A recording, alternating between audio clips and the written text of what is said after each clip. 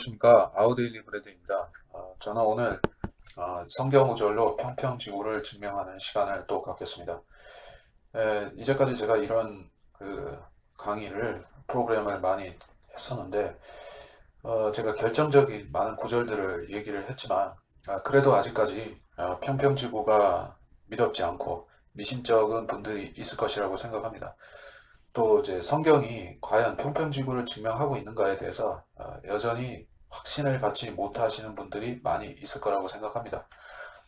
사실 이것은 신학자들과 주석가들이 이제까지 기존 주류 과학의 관점에 맞춰서 성경을 해석해 왔기 때문에 그것이 보수주의든 근본주의든 바이블 빌리버 크리스찬이든 모든 계통에 있어서 그러한 사조가 그런 해석의 툴이 하나의 정형화된 툴로서 작동해 왔기 때문에 여러분은 그런 생각을 가지는 것입니다.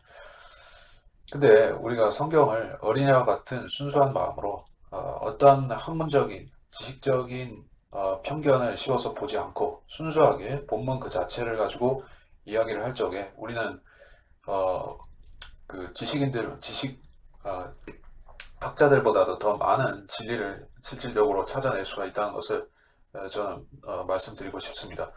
그래서 욥기 26장에서 제가 그 해당되는 구절을 말씀드리고 논의를 하겠습니다. 욥기 26장 7절입니다. 그는 북쪽을 빈자리에 펼치시고 땅을 허공에 매다시는도다. He stretches out the north over the empty place and hangs the earth upon nothing. 자, 이것을 둥근지구라고 해석하고 그 관점에서 평평지구에 대해서 반론을 편다 했을 때 과연 그것이 이치에 맞는가? 그런 부분을 제가 말씀을 드리겠습니다. 먼저 제가 이제 성경 주석에 있어서 가장 신뢰하고 참고하고 또 주류의 해석으로 받아들이고 있는 것이 피터 럭크만 박사의 욥기 주석서인데 거기에서 이 7절을 어떻게 해석하고 있는가 하는 것을 간략히 말씀을 드리겠습니다. 자, 제가 본문을 올릴 수도 있지만 제가 그냥 발췌해서 말씀을 드리도록 하겠습니다. 욥기 주석서에서 7절을 해석하는 부분입니다. 북쪽은 쫙 펼쳐져 있으며 유리처럼 맑은 얼어붙은 얼음 수정으로 이루어진 창공이 단단하게 펼쳐져 있다. 이것들이 유리를 형성하고 있는데 우리가 볼 때는 희미하게 보인다. 고린도전서 13장 12절. 거울의 뒷면은 어둡기 때문이다. 욥기 37장 18절. 사탄은 사람들이 그곳으로 올라가지 못하게 하려고 한다. 사람들이 그곳으로 가려면 히브리서 10장 20절의 베일을 찢으심과 같이 문을 만들어야 한다. 그리고 물고기 잡을 때처럼 마태복음 4장 19절 사람들을 얼음을 통과해서 끌어올린다. 욥기 38장 30절. 여기까지 다 좋습니다. 좋은 얘기인데 여기서 좀 핀트가 잘못 빗나간 부분이 있습니다. 욥의 시대 때부터 AD 1400년까지 모든 학자들과 과학자들이 지구가 어떤 것 위에 매달려 있거나 고정되어 있다고 생각했음에도 성경은 하나님께서 땅을 허공에 매다졌다고 말하고 있다. 자, 이것이 지구 둥글설과 자전 공전, 그 우주 공간을 증명하는 구절이라고 그렇게 결론을 짓는 것인데 그렇게 해석하는 것은 어쨌든 주류의 해석이니까 주류에 대해서 반박을 하려면 그 반박의 논리가 확실히 성립이 되어야겠죠. 그러면 제가 일단 이 부분에 대해서 원어에서 어떻게 말씀하고 있는 것을 참고로 말씀을 드리겠습니다. 이 7절에서 땅을 허공에 매다신다라고 했죠.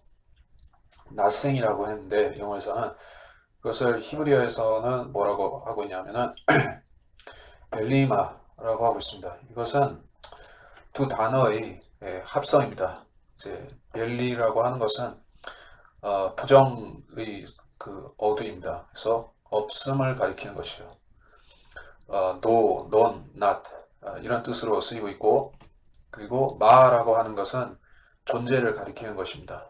be, being 이런 존재를 가리키는 것이 이제 마라는 것이요. 그래서 벨리마라는 것은 존재하지 않음이라는 뜻입니다. 없음이라는 것이요. 문자 그대로죠. 그래서 7절에서 땅을 허공에 매다신다 라고 했을 때 더 정확하게 말씀을 드리자면은 허공도 좋지만 이것은 아무것도 없음, 무. 어, 그렇게 얘기하자면은 이제 계시록에서 이와 유사한 상황이 성립이 되는 부분이 있습니다. 그것이 어디냐?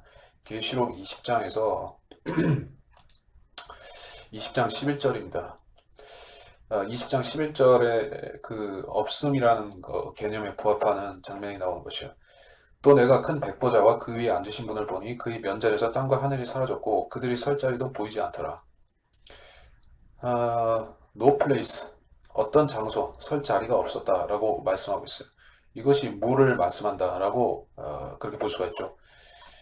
그렇다면 이제 욥기 27장 6절에서 말씀하고 있는 이 지구가 없음, 무 위에 서 있다, 무 위에 매달려 있다라고 하는 것이 과연 어떻게 봐야 되는 것일까요? 이것이 온전히 우주 공간을 가리키는 그런 뜻일까요? 아니면 문자 그대로 없음일까요?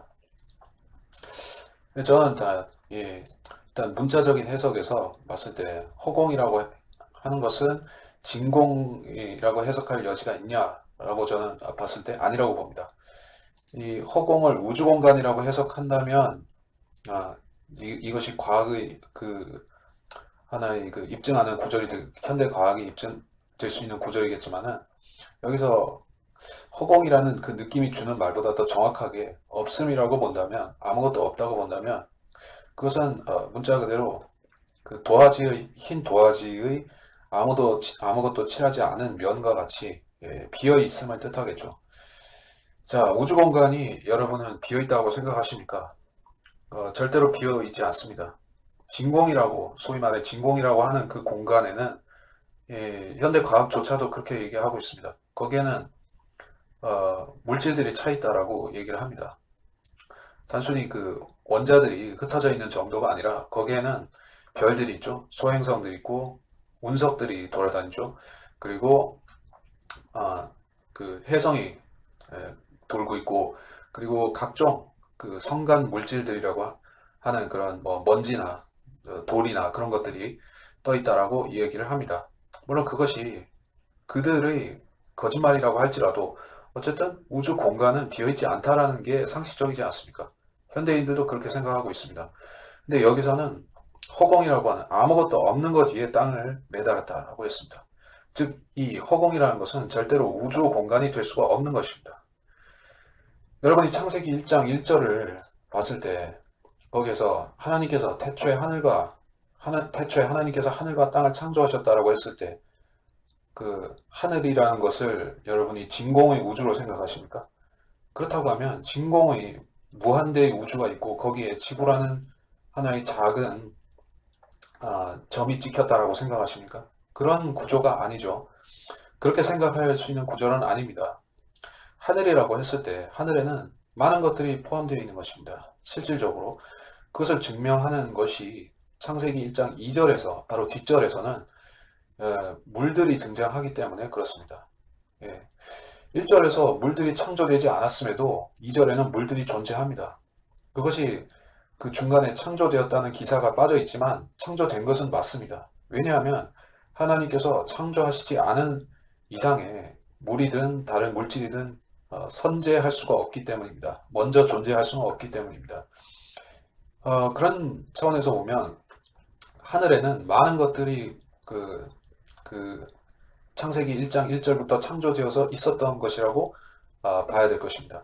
다만 그것이 별들이 원래부터 있었는지 그것에 대해서는 잘 모르지만 뭔가가 채워져 있었던 것은 맞습니다. 그래서 이제 gap theory라고 하죠. 간격 이론이라고 하는 것도 결국엔 1장 1절과 2절 사이에 있는 미스테리한 그 감춰진 부분이 있는데 그것이 어떤 하늘의 영적 존재, 천사들이나 하나님의 아들들의 반역으로 인해 생긴 그런 사건이 아닐까 그렇게 추론을 하는 부분이죠. 물론 그거가 상당히 근거가 있는 추론입니다만 자 다시 욥기로 돌아와서 좀 더 말씀을 드리겠습니다. 자, 욥기에서 그래서 땅을 허공에 매다셨다라고 했을 때 이것을 여러분이 습관적으로 타성적으로 그냥 무의식적으로 이것을 스페이스, 유니버스로 해석하시면 안 된다는 것입니다. 사실 그렇게 해석할 수밖에 없는 게 현대인들의 상식이 그렇지 않습니까? 지구는 우주 속에 잠겨 있다라고 생각하지 않습니까? 성경은 지구가 물 속에 잠겨 있다라고 분명히 말씀하고 있습니다. 창공이 있고 그 창공은 윗물과 아랫물을 나누고 있다고 하고 땅은 그 사이에 있다고 얘기를 합니다. 그리고 하늘은 엄격히 말해서 그것은 별들이 있는 창공은 그 우리 돔 안에 있는 것입니다. 그래서 전체적으로 우리 모든 바라볼 수 있는 하늘의 그 경계와 그 세계들은 물 속에 들어있는 것이에요. 이것을 우주 공간이라는 개념으로 이제 오도하게 되면 결국 이제 성경적인 세계관을 부정하게 되는데 그 결과 이러한 욥기 26장 7절과 같은 구절을 만났을 때 이것을 우주 공간이라고 해석하는 우를 범하게 되는 것입니다. 그렇게 해석할 수 있는 여지가 보이면 덥석 물어버린다는 것이에요. 제가 이 것과 관련해서 흥미가 생겨서 욥기 26장 7절을 Job 26:7 해가지고 구글에 검색을 해봤더니 역시 그렇습니다. 이미지 검색을 해보면 그렇습니다. 욥기 26장 7절을 구글에서 검색해보면 둥근 지구 사진이 왜 그렇게 많이 뜨는지 모르겠어요. 한 80%, 90%가 둥근 지구 사진에다가 이 구절을 인용하고 있어요. 더러는 유튜브 영상에서도 그렇게 인용하거나 슬라이드 쇼도 있고 사진들이 그렇게 나와 있는 것입니다. 실질적으로 많은 크리스찬들이 그렇게 믿고 있다는 뜻이겠죠. 그들이 욥기 26장 7절을 읽고 지나갈 때 이것을 둥근 지구와 무한우주에 대한 구절로 착각하고 해석을 그렇게 했다는 뜻이겠죠.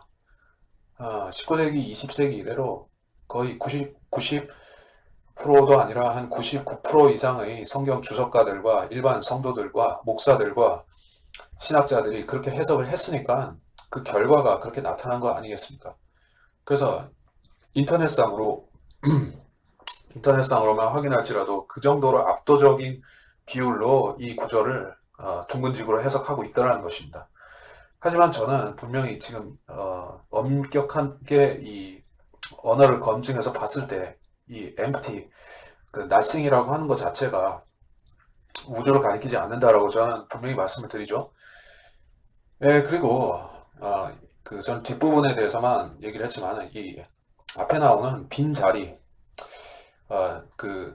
뭡니까 여기서 empty place, 빈 자리라고 하는 이것에 대해서도 여러분들 집중할 필요가 있다고 봅니다.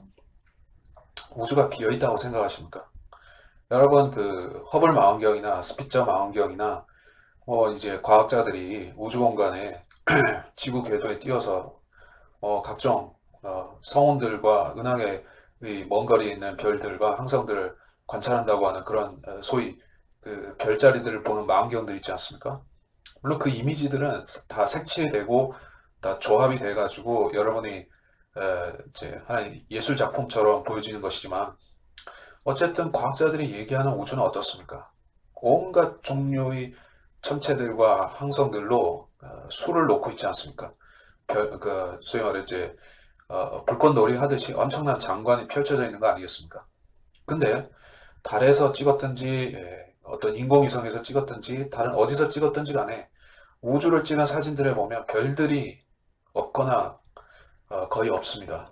왜 그런 현상이 발생하는지 평면지구에서는 이야기를 하죠. 사진 조작이라고. 어쨌든 실질적으로 그들은 별들을 이 우주 공간에 꽉 차 있다고 말을 하면서도 그 우주 공간에 있는 별들을 실질적으로 보여주지 못합니다. 그런데 과학자들이 얘기하는 우주가 맞다면, 이론적으로 말하는 그 우주가 맞다면은 그것은 그 비어있는 자리가 될 수가 없습니다. empty place가 될 수가 없는 것이요. 각종 물질들로 꽉꽉 차 있는 소위 말해 뭡니까 가득 차 있는 우주가 됐어야지 왜 empty place가 됐냐는 것입니다. 그리고 왜 지구는 upon nothing, 왜 허공에 매달려 있어야 되는 거예요? 달도 있고 태양계 그 행성들, 플래닛들은 다 어디로 가고 또 태양은 또 어디로 갔습니까? 여기는 이런 것들이 언급이 있습니까? 없습니까? 자, 26장 7절을 창세기 1장 1절에만 한정시켜서 적용한다 해도 그렇습니다. 1장 2절에서 발생하는 문제를 제가 분명히 말씀드렸죠. 거기에 물들이 등장하고 있다는 것을 제가 언급했습니다. 그렇기 때문에 1장 1절은 26장 7절에 1대1 대응되는 구절도 아닌 것이에요. 26장 7절의 상태는 지금도 그렇다는 뜻입니다. 자, 왜 그런지 다시 욥기 26장의 앞뒤를 맞춰봐도 그렇습니다. 욥기 26장 전체가 이 피조 세계에 대해서 위에서부터 아래까지 스캔하듯이 레이저 스캔하듯이 엑스레이 스캔하듯이 쫙 보여주는 광경인데 전체적으로 다 이제 지금도 현재 적용되는 것들을 말씀하고 있어요. 예를 들자면은 26장 5절이라든지 6절 죽은 것들은 물 아래서 형성되었고 그곳에서 거주하는 자들도 그러하도다. 물 아래에 있었다고 하는 이제 이 부분은 이제 땅 밑에 있는 지옥 지하 세계를 말씀하는 것인데 그것이 지금도 있죠. 26장 6절에 지옥도 그분 앞에는 벗겨지고 멸망도 가리움이 없느니라. 지옥이 지금 없어졌습니까? 절대 그렇지 않죠. 이제 현재 있는 것들을 말씀하고 있는 것입니다. 그리고 26장 10절에서도 그렇습니다. 그가 그 물들을 경계로 두르시니 낮과 밤이 끝나는 곳까지라. 또 지금의 지구를 말씀하고 있는 것입니다. 26장 11절에 하늘의 기둥들이 떨고 그의 꾸짖으심에 놀라는도다. 이 기둥들을 베넬런 벨트로 해석한다든지 어떤 보이지 않는 중력장으로 해석하는 뭐 어쨌든지 간에 그건 틀렸지만 하늘의 기둥들이 지금 있습니까 없습니까? 지금도 있으니까 말씀하는 것입니다. 이런 식으로 봤을 때 26장 7절을 똑 떼가지고 이것은 창세기 1장 1절이 원시 지구다 이렇게 하면 안 되는 것입니다. 지금도 그렇다는 얘기고 그래서 여기서 말씀하는 empty place와 nothing이라는 것은 지금도 그렇다는 것입니다. 이 말씀을 여러분이 문자 그대로 있는 그대로 받아들이고자 한다면 이렇게 믿어야 됩니다. 자, 지구가 있어요. 여러분이 그 지구를 둥근 지구라고 일단 믿는다고 치고 넘어가십시오. 여러분이 현재 믿는 것이 둥근 지구라면 그걸 그대로 고수하고 믿으세요. 그리고 그 지구를 이 26장 7절에 대응시켜 보십시오. 그러면 지구가 있고 그 주변에 아무것도 없다는 뜻이에요. 해도 없고 달도 없고 별들도 없고 아무것도 없습니다. 그냥 지구만 있는 것이요. 지구 주변에는 그냥 nothing입니다. empty place예요. 아무것도 없어요. 이게 여러분이 살고 있는 세계라고 믿으면 그렇게 믿으십시오. 말도 안 되죠. 창세기 1장과도 다 어그러지죠. 창세기 1장에서 분명히 지구는 그런 상태가 아닌 건 맞지 않습니까? 자, 1장 그 물들을 나누실 때부터 그 주님께서 창공을 만드시고 그 창공에 해와 달과 별들을 두셨지 않습니까? 창세기 1장 그 14절에 보시면 하나님께서 말씀하시기를 낮을 밤에서 나누기 위하여 하늘의 창공에 광명들이 있으라. 그것들로 하여금 징조들과 계절들과 날들과 연도들을 위에 있게 하라. 창공이 어디입니까? 창공은 새들이 있는 창공을 말씀하고 있습니다. 새들이 창공에 나는 것과 같이 별들도 창공에 있습니다. 결코 성경에서는 우리가 볼 수 없는 또 다른 창공을 말씀하는 것이 아닙니다. 우리가 볼 수 없고 가까이 갈 수도 없는 그리고 거의 그 천문학적이라는 말 자체가 그들의 그 거짓말을 가리우기 위해서 발명된 용어라고 생각해도 되는데 그래서 수억조 수억만 광년이라는 것이 있다. 그렇게 여러분에게 속이는 것입니다. 그러나 성경은 그런 것을 말씀하지 않습니다. 그렇다면 욥기 26장 7절을 어떻게 봐야지 이것을 어떻게 해석해야지 정확하게 볼 수 있는 것일까요? 그 관점을 정확한 해석이 어떤 관점으로 봐야 되는 것인지 그걸 말씀을 드리겠습니다. 자, 여러분이 평면 지구의 그림을 여러 가지 버전의 그림들을 보셨을지 모르겠습니다. 저도 그 여러 버전의 그림들을 수집해서 하나하나 그 신뢰성에 대해서 비교해 보곤 하는데 이제 일단 확실한 거는 지구가 그 평평하다는 사실과 그 평평한 지구에 네 모퉁이가 있고 그 네 모퉁이 밑에는 네 필라스 그 기둥들이 있다는 것입니다. 그리고 기둥들이 과는 또 별개로 그 바깥 세계에는 물들이 에워싸고 있는 것이요. 창공 위에 물이 있고 창공 아래에 물이 있습니다. 여기까지가 우리가 그 성경을 통해서 또 그 인류 역사의 모든 배경 지식들과 신화들과 고대인들의 생각들을 조합해서 얻어낼 수 있는 총체적인 지식의 전부입니다. 그러면 그 이상의 것을 말해보자면 어떻겠습니까? 그 이상의 것이라면은, 자, 우리의 세계가 그렇게 생겼다면 마치 유리 어항 속에 들어있는 형태처럼 우리가 그 속에 있다면은, 평평한 지구 속에 살고 있다면 그 바깥의 세상에 물이 있고 그 물 바깥에는 또 뭐가 있죠? 답은 간단하죠. 일단 북쪽으로 올라갔을 때 거기에는 셋째 하늘, 하늘들의 하늘이 존재하죠. 성경에서 말씀하는 하늘나라, 낙원이라고 하는 곳이 존재하겠죠. 그렇다면 그 낙원, 그 하늘나라 바깥에는 또 뭐가 있을까요? 그걸 모른다는 얘기죠. 그리고 하늘나라는 우리의 머리 위쪽, 북쪽에 있으니까 그럼 남쪽으로 간다든지 뭐 사이드로 간다든지 어디 다른 쪽 방향으로 가면 거긴 또 뭐가 있는 것일까요? 그냥 물만 있다가 물에서 끝나는 것일까? 아니면 그 물의 경계를 넘어서면 완전히 그 바깥까지 나가면 거긴 뭐가 있을까요? 그걸 모른다는 얘기입니다, 사실. 근데 우리는 모르지만 하나님은 알고 계시겠죠. 그리고 창세기 1장 1절에서 모든 것을 말씀하지 않으신 게 분명하기 때문에 물들의 창조조차도 말씀하지 않고 함축했기 때문에 창세기 1장 1절에는 훨씬 많은 것들이 응축되어 있으리라고 생각하는 게 맞겠죠. 그렇다면 하나님께서 아무것도 없는 공간도 만들어 놓으셨을까요? 무라고 할 수 있는 것도 만들어 놓으셨을까요? 그렇다고 생각할 수 있겠습니다. 그래서 우리가 살고 있는 세계는 하나님께서 만들어 놓으신 공간의 극히 일부분일 수도 있는 것입니다. 즉, 우리가 생각하고 있는 소위 그 엄청난 우주라는 것은 이 별들이 존재하는 그 공간을 말하는 것이 아니라 그걸 넘어서서 그 바깥쪽에 있는 세계일 수도 있는 것이요. 거기는 하나님께서 어떤 그 물질이나 유의미한 것들을 만들어 놓으시지 않고 총체적으로 다 비워 놓으신 것입니다. 아마도 나중에 뭔가를 더 만드시기 위해서 남겨 놓으신 일종의 여백일 수도 있다는 것입니다. 여백. 그렇다면 그 여백이 나중에 새 하늘과 새 땅이 될 수도 있을까요? 아니면 하나님께서 거기에 그 새 하늘과 새 땅을 더 넓혀서 만드실까요? 그것은 우리가 확증할 수는 없습니다만 계시록에서 봤을 때 새 하늘과 새 땅이 등장하는데 그것은 처음 하늘과 처음 땅은 사라진 다음에 온다라고 말씀하고 있죠.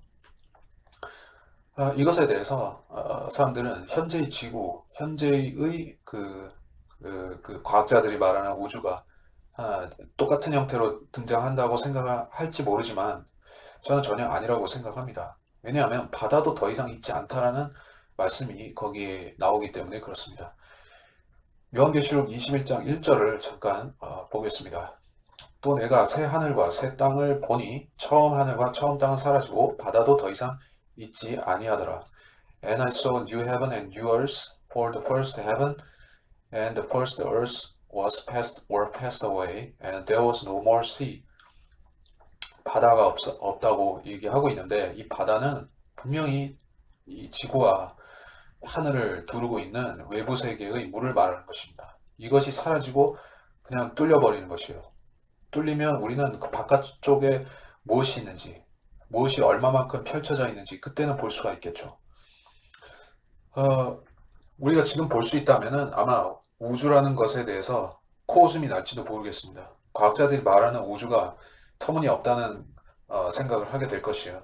그 바깥에 있는 것들이 더 크고 더 놀랍고 더 신기한 것들이 많을 거기 때문에 하지만 우리는 지금 그것을 볼 수가 없습니다.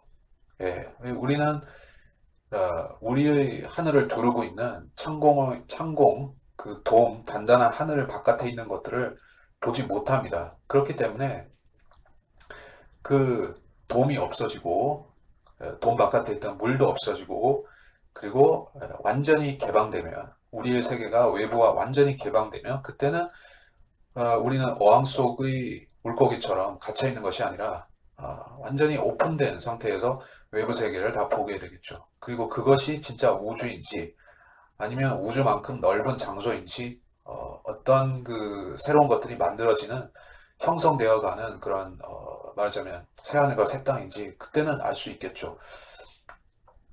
자, 그래서 제가 참조될 수 있는 구절을 욥기 9장 6절을 말씀을 드리겠습니다. 욥기 9장 6절에서 땅의 기둥을 말씀하고 있습니다. 그가 땅을 그 자리에서 흔드시니 그 기둥들이 흔들거리며 which shakes the earth out of her place and the pillars thereof tremble. 자, 이 구절을 기둥이 아니라고 또 얘기하면은 그것은 지구가 둥글다고 증명하기 위해서 그렇게 강변을 하는 셈인데 사실 기존의 모든 주석가들은 땅의 기둥들을 문자적으로 믿지 않았습니다. 그것은 고대인들의 생각일 뿐이지 이제 성경적이지 않다라고 그렇게 생각했던 것입니다. 하지만 표현이라는 것은 반드시 의미를 같이 담고 있습니다. 그러니까 의미 없이 표현을 그렇게 하지 않습니다.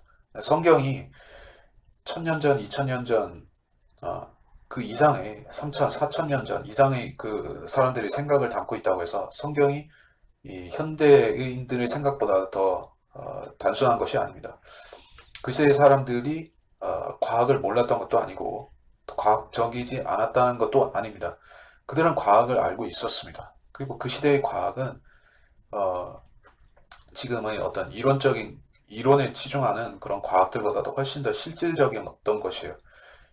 인간과 자연 만물의 그 관계에 대해서 물론 그것이 미신으로 발전하는 경우도 있었지만 그 관계에 대해서 굉장히 논리 정연하게 얘기를 했던 것입니다. 그리고 그때 당시 사람들이 생각했던 땅의 기둥들이라는 것이 그 성경에도 나오다시피 이것은 그 아주 그 실질적으로 생생하게 묘사를 하고 있지 이것이 어떤 개념이라고 생각할 정도로 추상적이지 않습니다. 땅의 기둥이 말하자면 기둥은 존재하지 않는데 어떤 멘틀리 뭐 그 열이 대류를 일으킨다든지 뭐 지각과 그 하부 멘틀 사이에서 열 대류가 일어나는 것을 기둥이라고 묘사했다든지 아니면 뭐 깊은 산의 뿌리를 기둥이라고 얘기했다든지 그런 것이 아닙니다. 자, 산을 기둥이라고 하는 것이 아니라 기둥들은 분명히 별개로 존재하고 있습니다. 그래서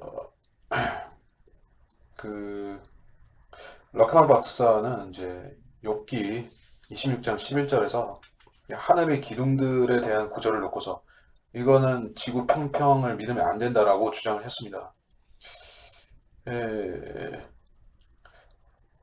기둥들이 항상 단단한 고체만은 아님을 주의해 보라고 하면서 출애굽기 13장 21절과 잠언 9장 1절을 인용했습니다. 출애굽기 13장 21절 주께서 낮에는 구름 기둥으로 그들 앞에 가시어 길을 인도하시고 밤에는 불 기둥으로 그들에게 빛을 주시어 죄하러 가게 하시니 단단한 고체만은 아니죠. 기둥들이 뭐 액체나 기체일 수도 있다는 것입니다. 근데 확실한 것은 기둥들은 그 느낄 수 있고 보여지는 기둥이지 추상적이고 개념적이고 관념적인 기둥은 아니었다는 것이에요. 완전히 상징을 해석하면 안 되죠. 그리고 잠언 9장 1절에서도 기둥을 말씀하고 있는데 잠언 9장 1절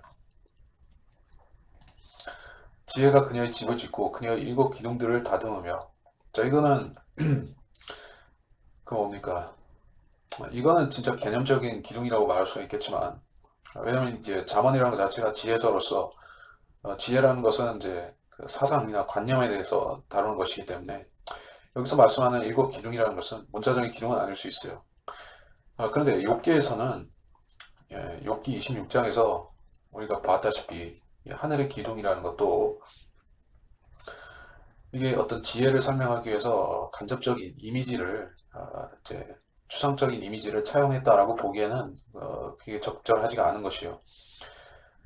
왜냐하면 이제 이 앞뒤를 쭉 맞춰보면서 생각해보면 그렇습니다. 26장 7절도 우리가 문자적으로 해석해야지 의미가 확실해지지 않습니까? 나머지 구절들 26장에서 나머지 구절들도 다 문자적으로 봤을 때 의미가 선명해지지 이 기둥들을 문자적으로 해석 안 하면은 어떻게 해석하겠다는 것이에요. 실질적으로 하늘의 기둥들을 본 사람은 없죠. 현상이 이러쿵저러쿵 대기권이 상부와 하부가 어떻게 열이 순환되고 이런 것을 가지고 설명을 할지라도 기둥들을 보거나 느끼거나 만진 사람은 없다는 얘기예요. 없다면은 우리는 성경에 그것이 있다는 사실을 그것을 말씀하기 때문에 존재할 것이라는 사실을 인정하면 됩니다. 우리가 아직 못 보았으니까 과학자들이 못 찾아냈으니까 그건 없다라고 생각한다든지 아니면 어떤 기존의 현상과 끼워 맞춘다든지 그럴 필요가 없다는 얘기예요. 근데 저는 이제 이렇게 생각합니다.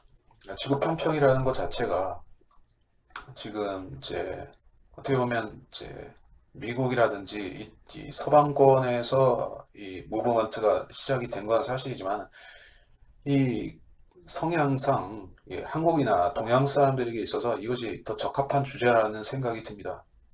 왜 그런가 하면 이제 서양 사람들은 과학에 너무 의존하는 편이죠. 그들은 이제 실험, 관찰 이런 부분에 대해서 너무 과용하는 편이라고 생각이 듭니다. 그래서 과학이 아니면 아주 쓰레기 취급을 한다든지 그래서 이제 거의 유물론 수준으로 성경을 다루는 사람들도 있습니다만은 그래서 이제 지나치게 무리수를 둬서 성경을 과학적으로 해석하려고 하는 사람들도 있는 것 같습니다. 하지만 성경은 어디까지나 그 과학을 건너뛰는 게 아니라 과학을 초월한다는 것을 알아야 됩니다. 초과학이라고 하죠. 초과학을 보통은 이제 미신이라든지 기적으로 해석할 수 있겠는데 초과학이라는 것은 그런 것이 아닙니다. 자, 사람들이 생각하고 있는 법칙을 넘어선 더 큰 법칙이 있는데 그 법칙은 하나님께서 이제 평평한 땅과 하늘을 지으신 창세기 1장의 법칙인 것입니다. 그리고 그 법칙은 몇 가지 우리가 해석할 수 있는 것들도 있고, 즉 밀도의 법칙과 어떤 그 전자기장과 관련된 전기와 관련된 법칙들도 있고, 또 그 각종 작용과 반작용 같은 법칙들도 있고 하지만 그 이해할 수 없는 부분이 엄연히 존재하죠.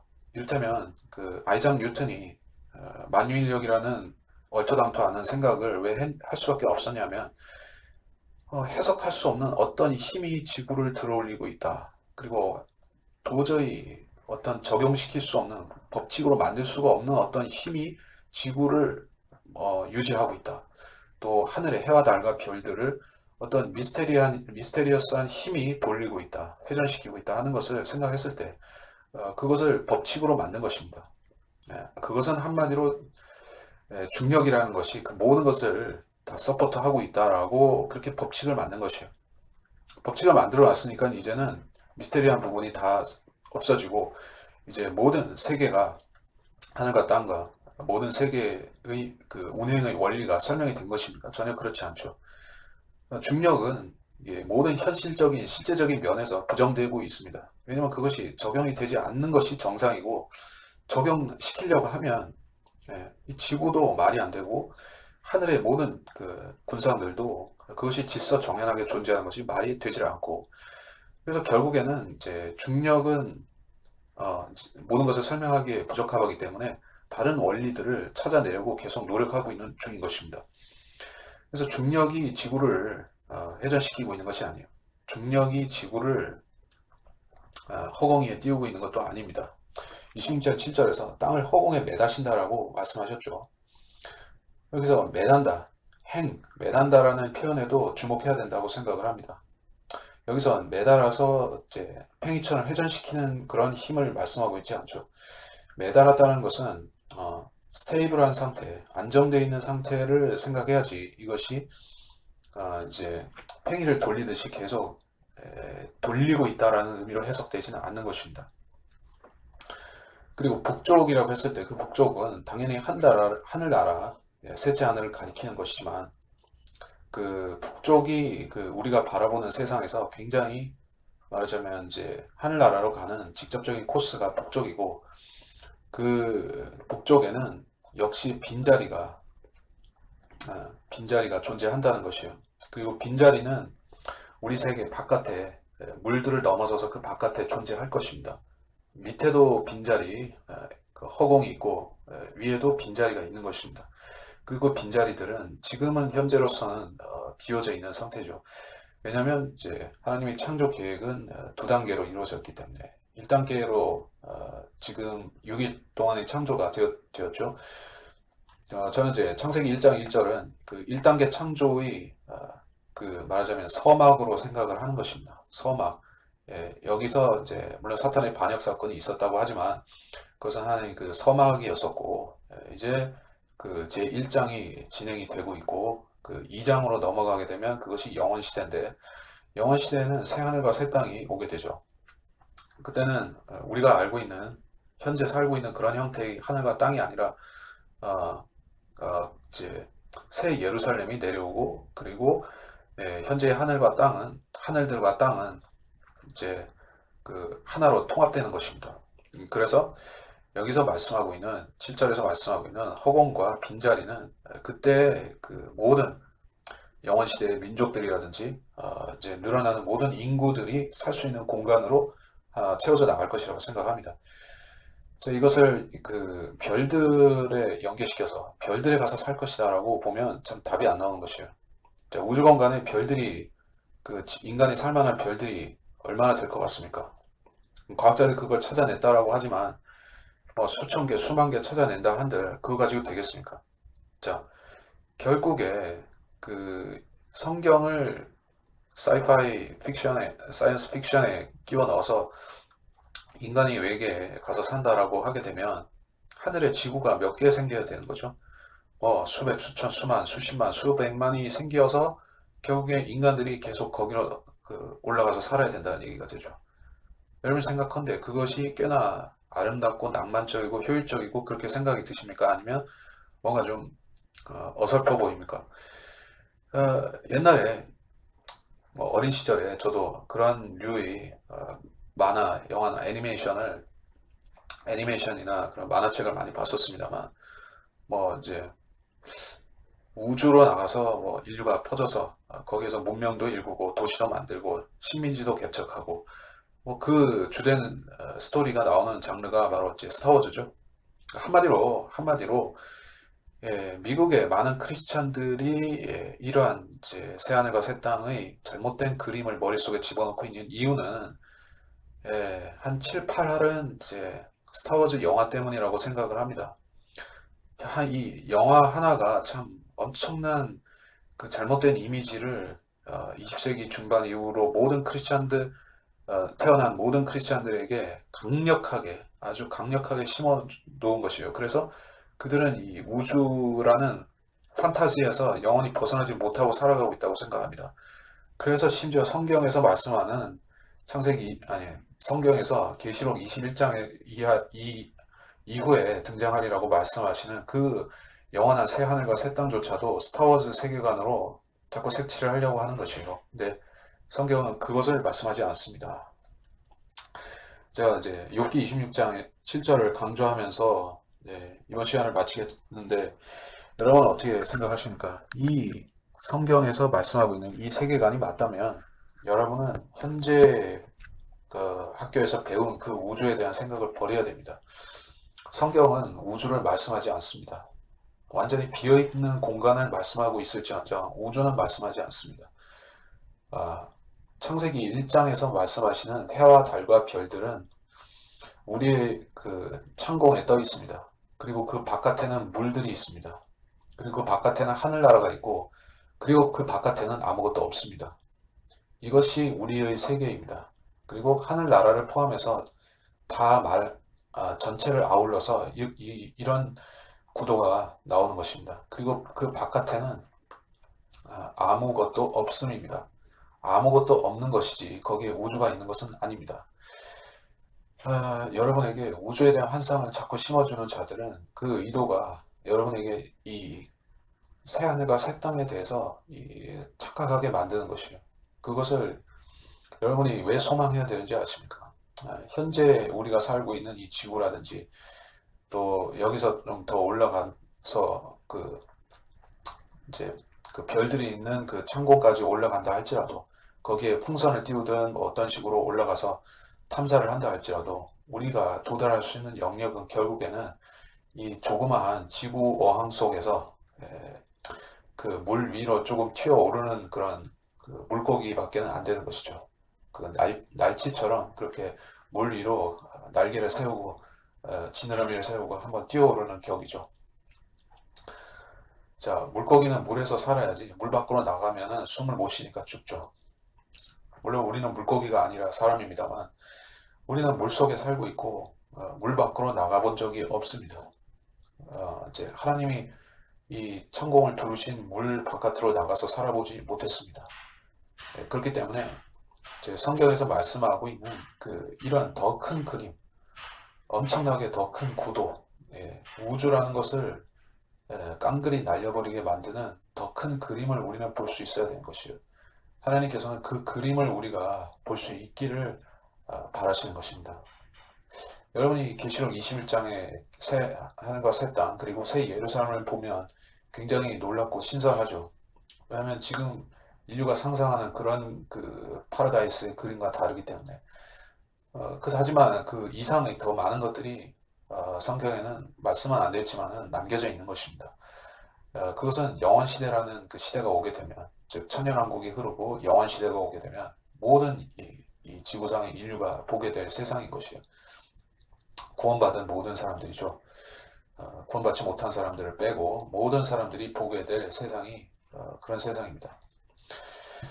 제가 마지막으로 성경 한 구절 말씀드리고 맺도록 하겠습니다.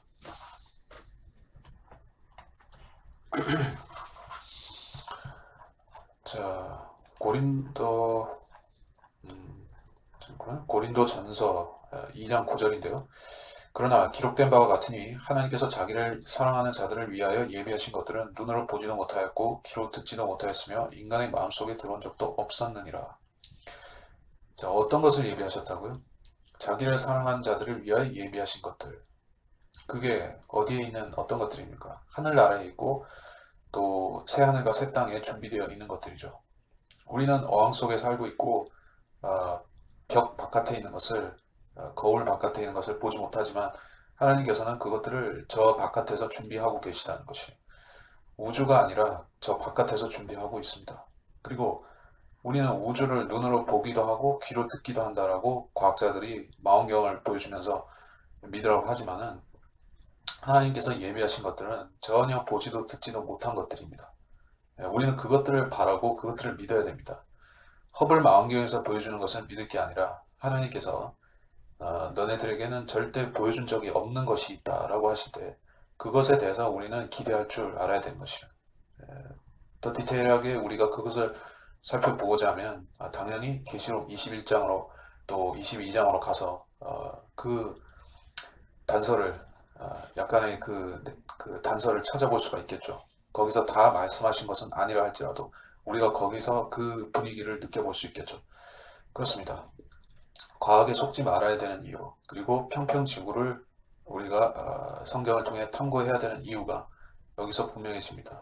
성경이 말씀하시는 새하늘과 새 땅이 바로 평평지구와 상관이 있기 때문에 그렇습니다. 오늘 시간 여기서 마치겠습니다.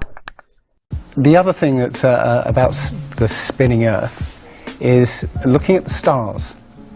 Now, directly above the axis of spin is the pole star, Polaris, okay, directly over the North Pole. Звезда Северница, что в Викамение. Right. And we're told that the reason that all the stars spin around the North Star is because the Earth is spinning at 1,000 miles an hour. Okay, seems to make sense because if you put a long exposure camera pointing at the North Star, you'll see the stars will make perfect circles around, perfect star trails. The only problem is the Earth is also orbiting the Sun at 67,000 miles an hour. Okay, the Sun is moving, dragging the Earth and all the planets up that way or that way at 600,000 miles an hour. So why do we see perfect circles? You know, because that's the slowest speed, that's slowest motion in that mix, and yet the Earth is moving 67 times faster that way and 600 times faster that way. So you should see the stars do all sorts of strange motions, but you don't. You only see them make these perfect circles. That tells me that it's the stars that are moving, not the Earth. Right. Well, as you say, if a pilot is flying around the curve of the Earth, then he should be dipping the nose down every 5 minutes. He should be dipping the nose down to stay around the curve. But the thing that really got me interested was, as you say, the gyroscope. In a plane there is an artificial horizon, okay, and it's based on a gyroscope. And if you spin a gyroscope on a surface, it will want to stay upright. You can twist and tilt the surface as much as you like, the gyroscope will stay upright. So if a plane has a gyroscope and it starts following the curve of the Earth, the gyroscope would stay upright, which means the artificial horizon will start to roll backwards. But it doesn't. That's absolute proof that a plane flies over a flat surface rather than a curved one. Because I asked the pilot on my last flight, you know, do you ever notice the artificial horizon rolling backwards? He said, no, but the artificial horizon has complex electronics in it to make sure it knows where it is on the Earth and it compensates.